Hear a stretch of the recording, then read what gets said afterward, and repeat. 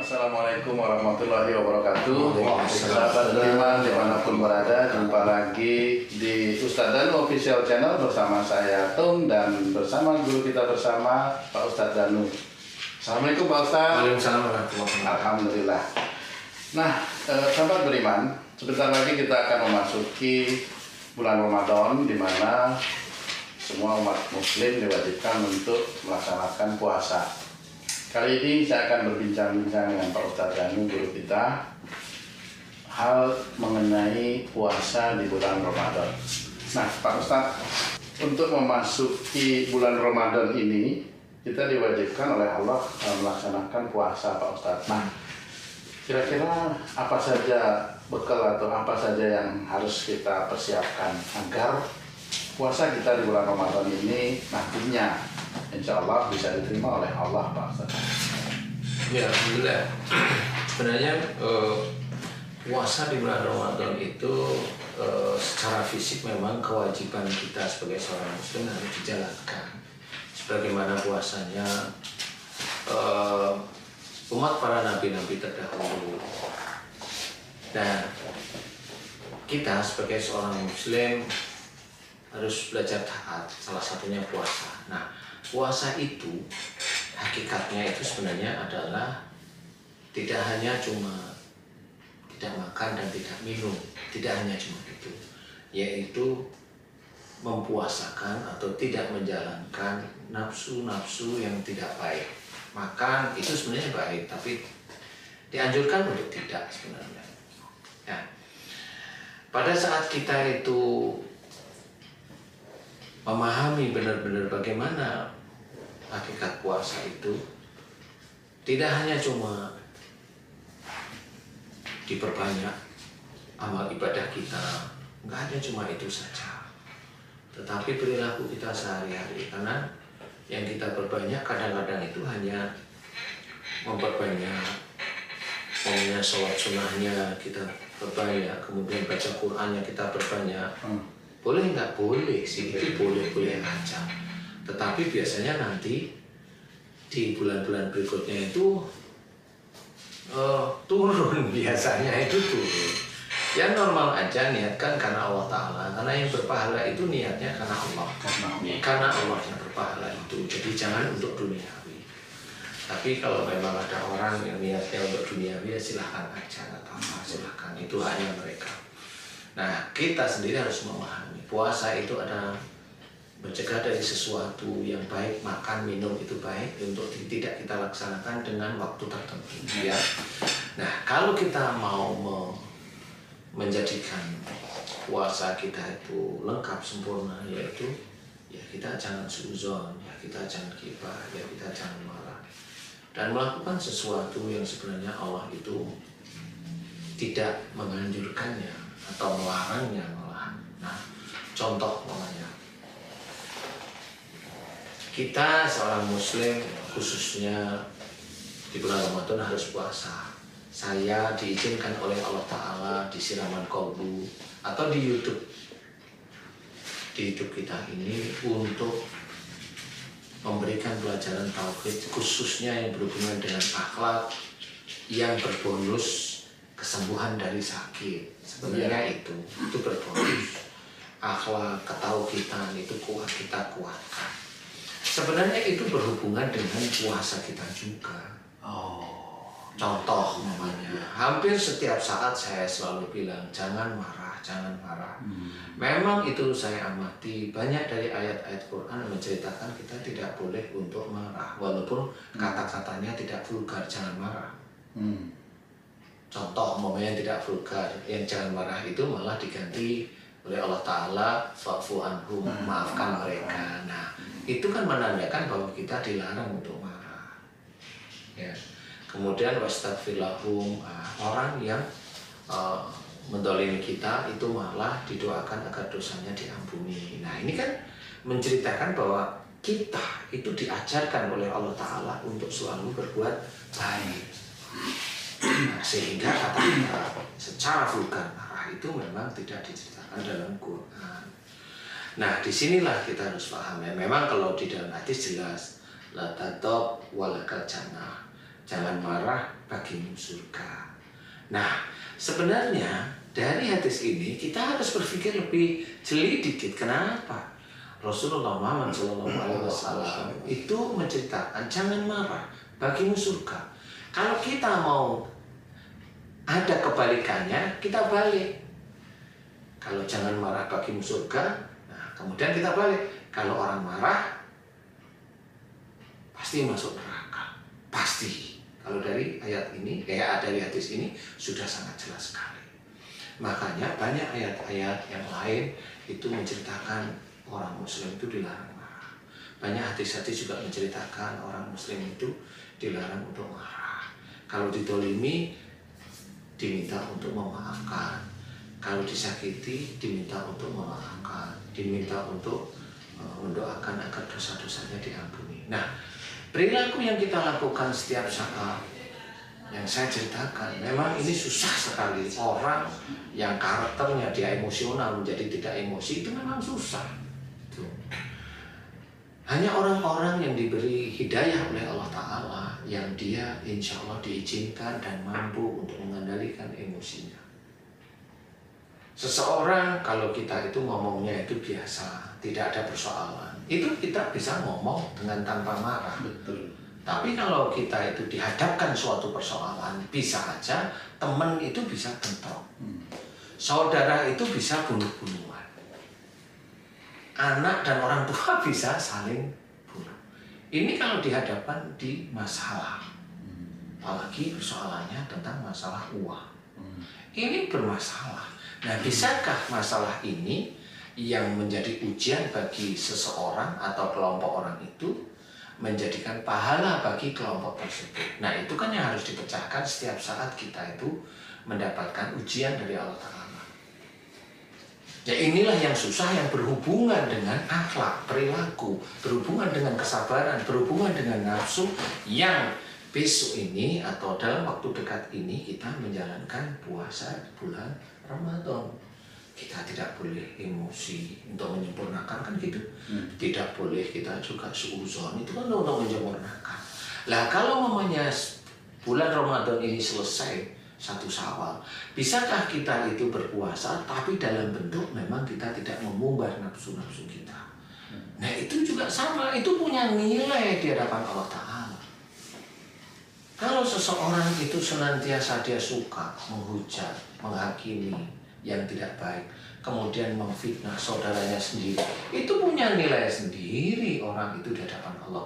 Walaupun dia seorang Muslim, walaupun dia taat, walaupun dia itu puasa di bulan Ramadan, tapi kalau dia fitnahnya sudah dilempar dan dia tidak minta maaf dengan saudaranya yang Muslim, dia tetap punya catatan. Dia harus minta maaf dan tidak mengulangi. Kalau dia menyebarkan di medsos atau di YouTube atau di Instagram atau apapun, itu dosa jariah yang dia harus jalani besoknya. Karena apa? Karena keterbatasan dia berpikir sebenarnya. Disinilah harus diketahui apakah itu bisa selesai nanti di dunia atau Allah akan menyelesaikan di akhirat. Itu kita nggak tahu. Apakah kita yang termasuk seperti itu tukang fitnah, atau kita termasuk didolimi? Kita harus berpikir. Tidak hanya cuma masalah fitnah dan sebagainya. Wala tajassasu, itu memang dilarang. Oleh Allah Ta'ala itu dilarang. Jangan mencari kesalahan-kesalahan orang lain, itu jelas. Tapi kebanyakan kita yang Muslim itu mencari-cari kesalahan orang lain, disebarkan di medsos, itu kan menjadi dosa jariah. Padahal Allah itu sudah bilang jangan. Kalau jangan itu diharamkan sebenarnya, tapi itu dilanggar terus-menerus. Tidak di dalam forum YouTube, tidak di dalam forum, tapi dia sebarkan di majelis-majelisnya. Sama saja. Malaikat itu yang menulis di antara mereka, terus menulis. Nah, apakah itu bisa menyelamatkan besok mereka di akhirat? Wallahu a'lam, nggak tahu saya. Oh, itu ada protokolnya sendiri kalau dia harus dihilangkan dosa jariah. Emang tahu kalau itu dosa jariah bagi dia? Nggak tahu.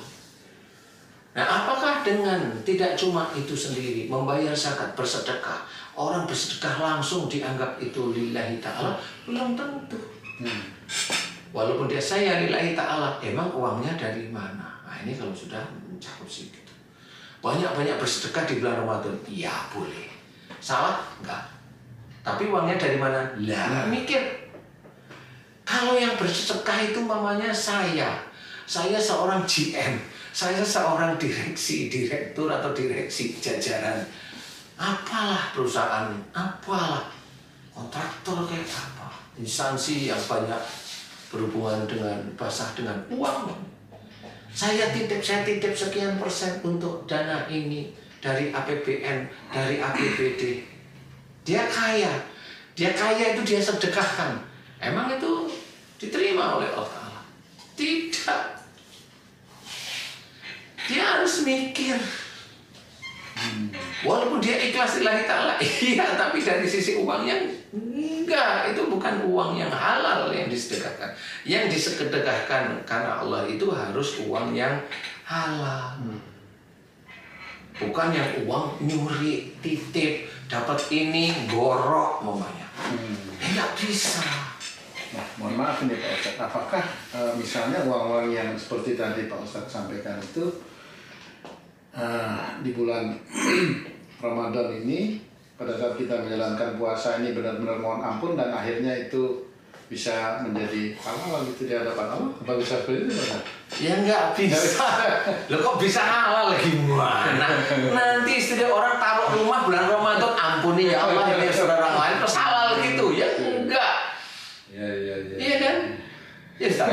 Yo gitu ya. Tapi kebanyakan teman-teman kita Muslim itu sebelum memasuki bulan Ramadan ini banyak yang saling maaf-maafkan. Itu sebenarnya secara tauhid hakikatnya bagaimana itu? Saya kurang paham itu Pak Ustaz.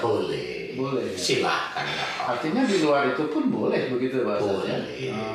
Ya jangan terus kan nggak ada ini, jangan lah. Mau saling minta maaf itu boleh-boleh aja. Mau di bulan Ramadan, mau sebelum bulan Ramadan, mau hari Jumat, mau hari Minggu, silahkan saja. Yang penting ikhlas. Nah, bagi yang punya uang, itu kalau memang mau dihalalkan, sebenarnya insya Allah gampang. Ya tinggal ngitung uang yang dulu dia minta dari Goro, dari titip kalian, titip tulangan. Ini titipan saya, kasih dia proyek. Nah itu kan dia dapat juga. Nah itu tinggal dihitung berapa jumlahnya yang dia dapat dari itu. Sudah jadi rumah, sudah jadi tanah apa belum, atau sudah jadi beneran. Kalau memang mau dihalalkan, hitung. Setelah dihitung gimana Ustaz? Jadikan uang semuanya. Terus buang ke fakir miskin, duafa, yatim piatu se-Indonesia. Allah tidak melihat uangnya yang haram. Allah tetap melihat uang itu hanya benda. Tapi nanti orang yang mau mengeluarkan semua yang dia korup, yang dia ambil, dia buang, mudah-mudahan dosanya diampuni oleh Allah Ta'ala dan tinggal harta yang bersih. Nah tinggal harta yang bersih itulah sedekahkan lillahi ta'ala, insya Allah diterima. Nah bagi harta yang banyak miliaran itu diberikan oleh orang-orang yang lain yang membutuhkan, tidak apa-apa. Itu menjadi amal soleh? Enggak. Iya enggak lah. Mana menjadi amal soleh? Enggak, itu keikhlasan karena ketahuan dia. Keikhlasan karena pengertian dia sudah paham bahwa saya salah dulu. Jadi ini bukan hak sama seperti bajumu, celanamu saya pakai, sepatu kamu saya pakai. Kan bukan hak saya. Kalau mau saya nggak dituduh mencuri, diceritakan, dicatat jelek oleh Allah, izin dulu. Mana izin? Izin pinjam. Mana ngomong pinjam? Wong saya ngambil. Emang uang ngomong? Emang ngomong sama Pak Presiden, ngomong ini uangnya saya pinjam Pak Presiden itu? Emang pinjam? Lah kok susah? Kan saya tanya, emang pinjam kok susah? Ya tinggal jawab kan enggak. Pinjam apa enggak? Ya enggak. Ya enggak, ya sudah. Kalau enggak kan berarti baju, celana, sepatu kamu saya ambil. Saya ambil nih. Iya. Kalau saya ingin tidak dicatat mencuri oleh Allah Ta'ala, tidak memiliki, berarti ini harus saya Kembalikan. Nah itu yang benar. Dan kalau saya kembalikan ini menjadi amal soleh, ya kagak. Ya kan ya begitu. Normal ini berarti. Ya namanya normal ya. Nggak jadi apa? Ya memang nggak jadi apa-apa ya, bukan amal soleh. Apalagi sudah nyuri sekian miliar, 8 miliar, 10 miliar, dihitung. Saya besok ngeluarin 2,5%. Lah apanya? Itu kalau sudah 2,5% itu halal. Kagak, malah diketawain malaikat itu. Kamu mau membodohi Allah seperti itu. Nah itu tidak boleh juga. Jadi enggak cuma persoalan. Ya itulah nafsu yang terselimuti. Yang dia punya jabatan, dia punya punya kekuasaan. Itu melalui itu dia cari-cari. Oh gitu. Nah itu sama, itu emosi. Boleh nggak gini Pak Ustadz, permisi? Boleh. Boleh nggak kalau saya berpikiran bahwa saya akan puasa di bulan Ramadan ini supaya nanti kalau saya dapat amal misalnya, kalau saya bisa menghapus kesalahan dan dosa-dosa saya 11 bulan yang lalu itu. Kira-kira apa? Bisa seperti itu Pak Ustadz? Memang sebagian dari para ulama seperti itu, sebagian yang lain juga menjelaskan terserah Allah. Ya. Jadi intinya adalah tetap bertobat kepada Allah Ta'ala, memohon ampunan. Karena memang betul kemenangan itu ada, tetapi kemenangan yang bagaimana? Kita juga tidak tahu apa yang terjadi pada hati kita, itu kita tidak tahu. Kalau orang sudah berpikir bahwa saya pasti diampuni oleh Allah Ta'ala, itu dilihat dari setelah berpuasa. Nah, Setelah berpuasa, betul-betul dia berubah menjadi orang yang benar-benar soleh di hadapan Allah. Saya bilang soleh di hadapan Allah, bukan soleh di hadapan manusia. Karena soleh di hadapan manusia itu banyak. Pintar dia itu membicarakan tentang Quran, pintar dia membicarakan tentang hadis. Tapi perilakunya ya belum mencerminkan seorang yang soleh di hadapan Allah. Nah itu juga nggak bisa. Soleh di hadapan Allah Ta'ala berarti hampir semua orang Muslim atau non Muslim itu tahu apa yang dikatakan itu baik, benar, berdasar. Baik, benar, berdasar. Nah itu orang akan paham. Kecuali orang yang memang dia memusuhi. Nah orang memusuhi itu kan basicnya dari iri. Basicnya dia tidak mampu untuk melakukan apa yang orang lain itu punya. Itu basicnya dari situ. Nah akhirnya dia memberikan cerita, menghembus-hembuskan cerita yang tidak baik kepada orang lain. Nah, bisa aja orang itu terdolimi dengan saudaranya itu sendiri. Tapi kalau orang yang terdolimi itu sadar bahwa yang mendolimi saudaranya, dia tersenyum dan didoakan agar diampuni. Nah, orang yang terdolimi itulah yang terbaik di hadapan Allah. Jadi bukan yang digembus-gembuskan seperti itu, tidak bisa. Jadi istilahnya mau dosanya diampuni oleh Allah Ta'ala itu haknya Allah. Jadi tidak bisa seperti itu. Kenapa? Itu hanya Allah. Karena kita hanya berharap mudah-mudahan dosa-dosa kita diampuni. Amin. Ya berharap. Betul. Boleh kalau saya. Karena doa yang baik itu memang harus kita mohonkan kepada Allah Ta'ala. Jadi kalau maunya diampuni semuanya betul, Ya. saya nggak tahu. Karena mamanya kayak seperti ini. Seorang yang dulunya orang yang belum Muslim. Nih, cicak ya. Salah satu hadis nih. Yang belum Muslim, kemudian dia mu'alaf. Di mu'alaf itu memang diceritakan semua dosa-dosanya diampuni oleh Allah. Bahkan nol gitu yang itunya katanya Pak. Saya nggak bilang nol, diampuni oleh Allah. Paham? Iya. Nah, orang itu yang belum paham itu diampuni oleh Allah Ta'ala itu ada sebenarnya kalimat yang orang itu tidak paham, yaitu kalau dia mohon ampun. Oh iya. Karena jelas ayatnya, orang yang akan diampuni oleh Allah Ta'ala itu ayatnya sudah jelas. Contoh namanya ilal ladina tabu wa aslahu wa bayanu. Baru Allah menjawab faulaika atubu alaihim. Mereka yang telah taubat, melakukan perbaikan, memberikan nasihat kebenaran tentang isi Quran. Baru Allah menjawab, maka taubat mereka yang aku terima. Kan sudah jelas. Siapa yang cerita ini? Allah.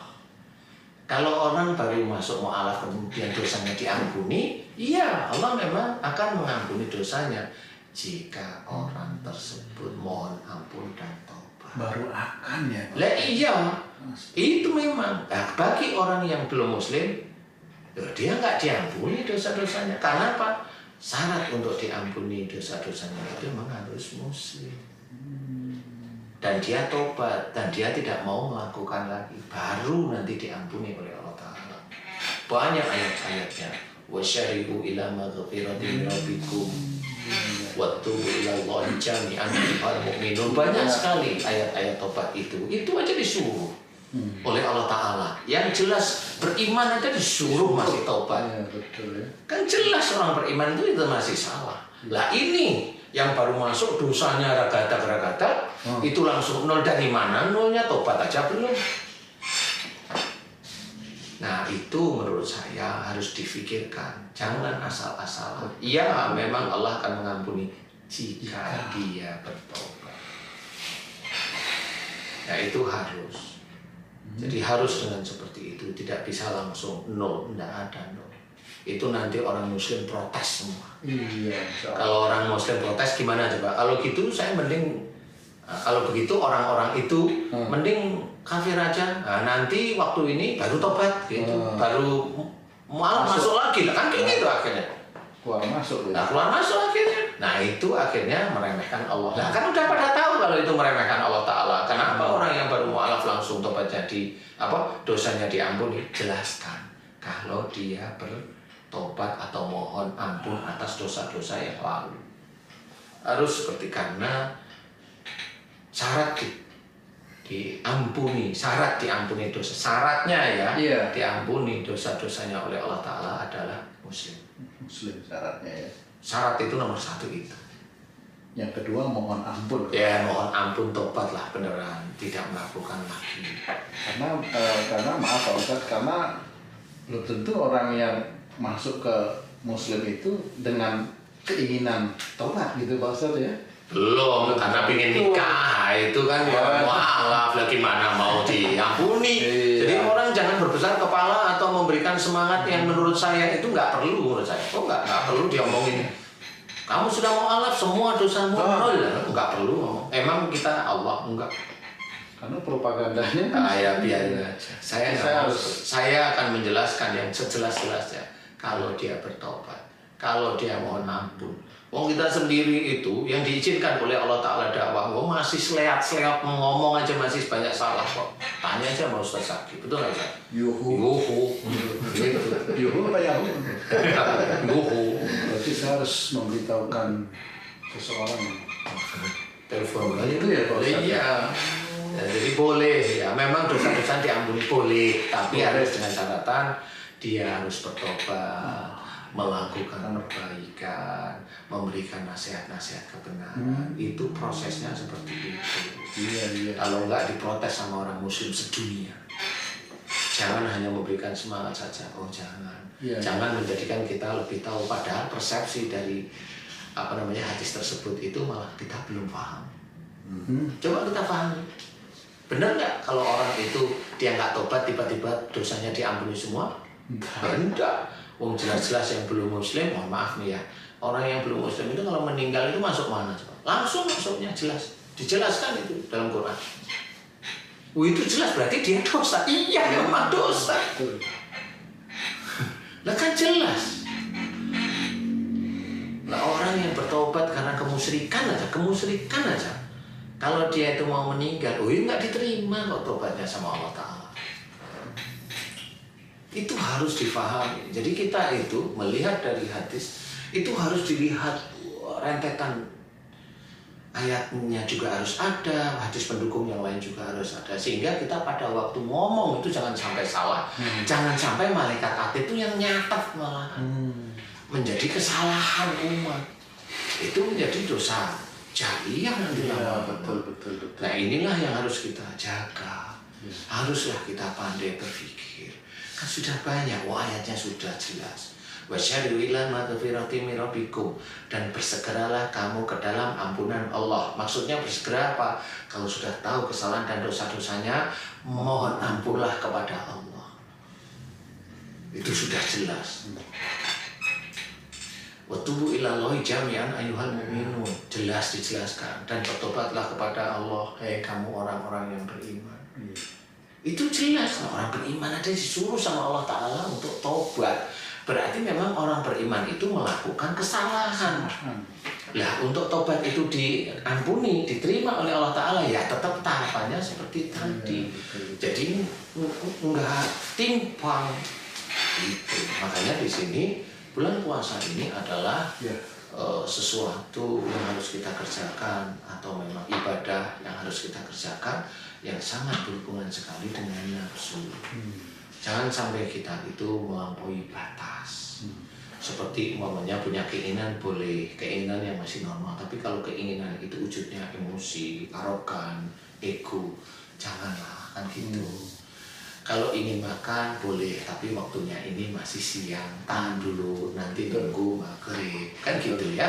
Itu namanya nafsu harus dikendalikan, sehingga kita jangan sampai salah di hadapan Allah Ta'ala. Ayo, acara Siraman Kolbu, YouTube saya mengajak saudara-saudara saya itu kembali ke jalan Allah tentang tauhid. Niat, kalau kita mengerjakan suatu kebaikan, bacalah basmalah. Jangan, kita tahu basmalah itu sudah dijelaskan dalam hadis, tetapi sehari-hari hanya tahu aja, sehari-hari malah kita nggak jalani. Nah itu jangan, jalankan, karena walaupun itu kecil, itu berpahala.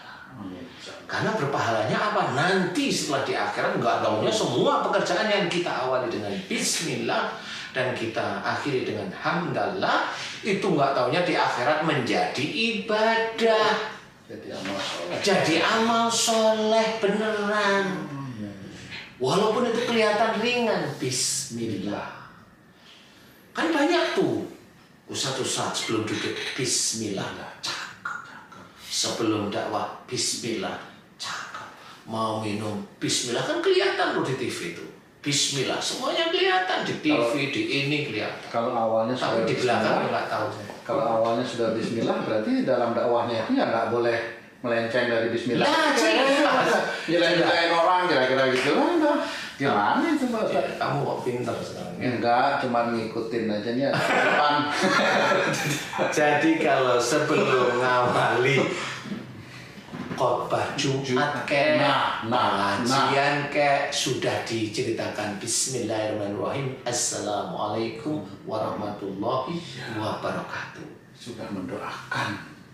Lah kok isinya jelek-jelekin orang, lu kan gimana? Lah ya nggak tahu saya. Apakah itu masuk namanya itu dakwah? Ya belum tentu. Kalau yang baik, ya dakwahnya bisa aja diterima. Ya yang baik. Tapi karena Allah nggak, walau alam saya nggak tahu, akhirnya campuran mana yang baik mana yang jelek. Nggak taunya yang baik itu awal, yang banyak jeleknya. Walau alam nggak ngerti. Kalau itu disebarkan oleh berita yang lain, dan yang menyebarkan ya sama. Nah, orang itu riba dari mulai yang melakukan riba sampai mencatat riba itu kena yang nyatet kok. Apalagi ini di YouTube disebarkan jelek-jelekin orang, ya kena sama aja. Dan dari YouTube-nya dia dapat fee dari YouTube, ya kena dia makan yang tidak baik. Itu tahunya nanti di akhirat. Masya Allah, telat ya Pak. Ya kalau mau sekarang lihat acara kita ya mudah-mudahan paham, ayo berubah sekarang. Jangan mencederai bismillah itu. Jangan mencederai bismillah. Jangan mencederai bismillah. Iya kan mencederai. Dengan nama Allah yang Maha Pengasih lagi Maha Penyayang. Assalamualaikum mendoa. Jelas mendoa. Keselamatan. Nah, iya. Nah, kok malah hujat orang? Lah kan nggak ketemu. Iya itu. Dengan siapa? Betul. Iya. Makanya kita harus tertata. Walaupun kita itu susah, ayo kita tata sekarang. Nah, puasa inilah kita harus belajar serius benar-benar.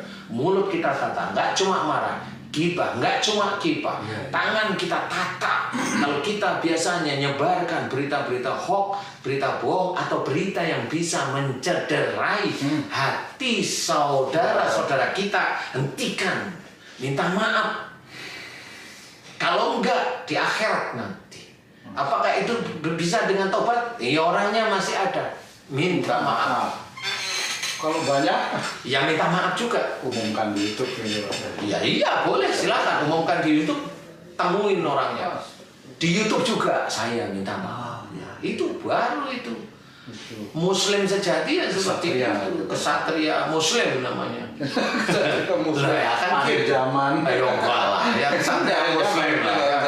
Nah itulah jadi kita puasa ini esensinya sebenarnya banyak. Berarti kalau bisa saya tarik kesimpulan untuk diri saya sendiri bahwa sebenarnya persiapan puasa di bulan Ramadan itu justru di 11 bulan sebelumnya sebenarnya. Ya sebenarnya harusnya seperti itu. Tapi kalau tahunya baru sekarang, boleh 11 bulan berikutnya disiapkan.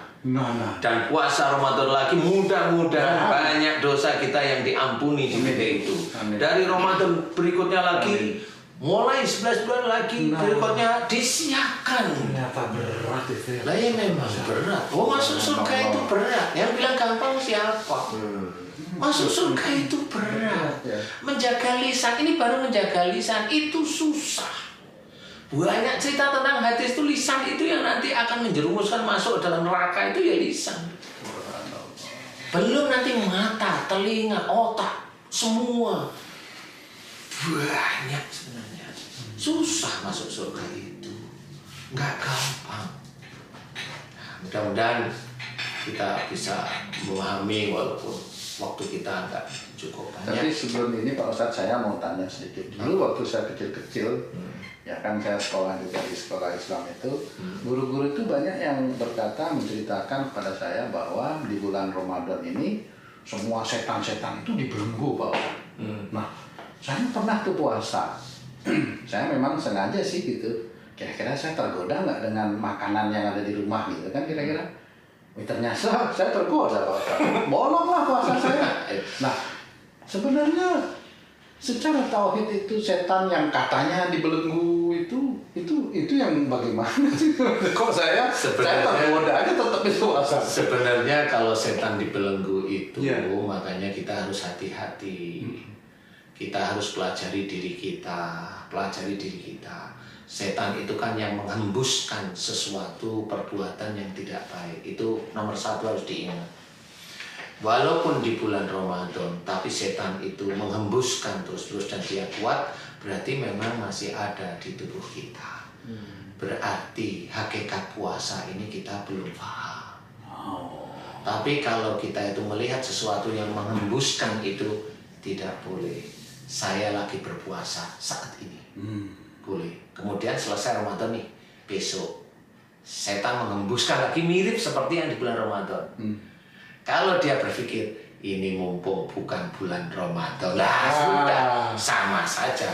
Memang di bulan Ramadan itu setannya dia terbelenggu karena waktu, karena dia masih ketakutan kepada Allah Ta'ala. Tapi di luar itu, ya silahkan bertanggung jawab sendiri. Makanya di sini terbelenggu bisa aja iya, tapi harus belajar untuk diri kita. Setan itu tidak tampak, tetapi itu musuh yang nyata. Musuh kalau kita itu maju menjalankan sesuatu yang tidak baik, memang kita bisa menjadi setan di situ. Jadi hati-hati, jangan kita itu menjadi kiasan saja bahwa di bulan Ramadan setan itu dibelenggu, padahal pencuri masih ada. Nah itu, kan nggak bisa salah yang ngomongin bahwa setan dibelenggu, tetapi kasihlah hakikat kenapa setan dibelenggu itu harus dikasih hakikatnya itu apa maksudnya. Jangan semua setan di bulan Ramadan dibelenggu lah. Masih ada pencuri, masih ada begini, masih ada begini. Di depan Ka'bah itu adalah tempat yang aman, masih ada pencuri, masih mau saya juga lihat. Tapi Tapi jangan bilang aman, cerita aman itu yang bagaimana di depan Ka'bah, di dekat Ka'bah itu. Tapi masih ada pencuri, gimana otak kita bisa berpikir?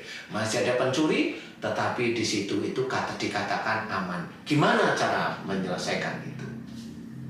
Jangan menjadikan akhirnya protes, katanya aman. Kenapa saya kecurian? Iya, memang saya tahu itu kecurian. Bisa aja memang itu dari Allah Ta'ala. Ya. Karena apa? Karena pernah saya itu ada teman, dia kecurian di daerah Masjidil Haram, di daerah saya bilang, di pinggiran masjid. Saya mau mendoakan, di stop, jangan doakan. Subhanallah. Kenapa Ustaz? Hanya disuruh berkata pada yang kecurian, ada uang yang haram yang kamu bawa, hanya gitu. Saya berikan aja. Dan dia ngaku, ya, kamu habis ngomong apa? Barusan, itu masih proses. Barusan saya tadi kemarin itu ngomong, saya kalau ini, saya akan memberikan sebagian besar dari harta saya. Kamu ngomong di mana? Di pinggir Masjidil Haram. Jadi pada waktu proses kecurian itu, saya langsung paham, inilah cara Allah.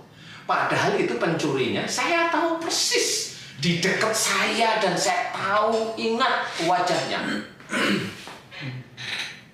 Ingat kalau saya. Tapi kok saya ada yang nggak boleh mendoakan pencuri ya? Ya sudah, saya akan diam. Nah, kenapa nggak boleh? Berarti pencuri itu dilegalkan oleh Allah. Jangan bilang dilegalkan oleh Allah. Itu hanya Allah. Itu hanya Allah. Kalaupun itu manusia betul, biarkan Allah yang mengadili. Kalau saya balik, Nah, kalau itu malaikat, siapa?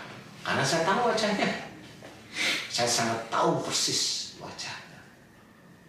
Nah, disinilah saya cerita. Oh, berarti ada sesuatu. Berarti saya hanya memberikan nasihat saja cukup. Dan pada waktu dia menghitung uangnya, persis yang mau dia berikan itu sama seperti yang dia curi. Sama yang seperti dia kehilangan. Itulah makanya di sini kita harus memahami. Di dekat Ka'bah, di Masjidil Haram itu aman, iya aman. Tapi amannya bagaimana harus diceritakan. jelaskan. Kalau ada pencuri, ya pencuri itu bukan hak kita untuk mendongeng, bercerita atau mungkin nggak usah. Kalau itu manusia, nanti ada yang menyelesaikan. Nah, sama seperti bulan Ramadan, kalau diceritakan memang setan-setan itu dibelenggu oleh Allah Ta'ala, ya, tapi jelaskan. Perlu penjelasan. Ya, perlu penjelasan lebih lanjut, sehingga kalau ada pencuri, ada ini itu, orang Muslim atau orang yang tidak suka kepada Islam itu nggak ngecek. Katanya di bulan Ramadan setan dibelenggu, tapi kenapa itu pencurinya itu Islam malah? Nah, kan jadi jelek kita. Jelaskan yang baik. Jelaskan yang baik. Bagaimana menjelaskan tentang nafsu? Setan itu menghembuskan terus-menerus. Memang dikunci di bulan Ramadan itu bagi orang yang beriman. Bagi orang yang tidak beriman pada Allah Ta'ala, itu haknya dia sendiri. Sama seperti kamu, pada saat kamu tergoda dengan makanan, ya kamu makan sendiri kan gitu. Gak bisa disalahkan para pendakwa yang menceritakan, ya karena memang beliau hanya bercerita, ya gak bisa disalahkan juga. Tapi harus dijelaskan. Bagi orang beriman, insya Allah setan itu terkunci. Bagi orang yang beriman, tidak beriman, Allahu a'lam bagi orang itu bagaimana. Baiklah saudara beriman dimanapun berada, saya atas nama pribadi dan juga semua kru dan tim dari Ustadz Daniel Official Channel, izinkan kami untuk mengaturkan selamat menjalankan ibadah puasa di bulan Ramadan. Mudah-mudahan Allah menerima puasa kita di bulan Ramadan ini. Amin. Dan Allah mengampuni segala dosa-dosa dan kesalahan kita semua. Amin. Ya Rabbal Alamin. Mudah-mudahan di bulan Ramadan ini kita bisa menebarkan kebaikan kepada sahabat beriman dimanapun berada, Insya Allah. supaya kita bisa menjadi hamba Allah, umat Islam yang senantiasa bisa meningkatkan iman dan ketakwaan kita kepada Allah. Amin. Demikian dari kita semua, saya dan bersama kru Ustadz Danu Official Channel mengucapkan wassalamualaikum warahmatullahi wabarakatuh. Waalaikumsalam warahmatullahi wabarakatuh. Alhamdulillah. Terima kasih.